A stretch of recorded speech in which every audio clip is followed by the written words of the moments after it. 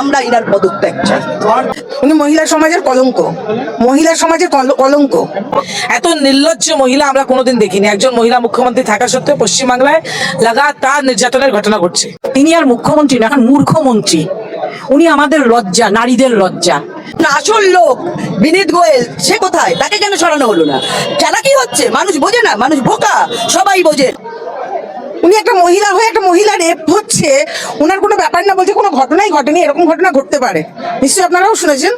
এটা কোনো ঘটনাই নয়, এটা হতেই পারে। আপনারা সামনে মহালয়া আসছে, আপনারা আনন্দ করুন। একটা মানে মহিলা মুখ্যমন্ত্রী হয়ে তার মুখের ভাষা হচ্ছে এই।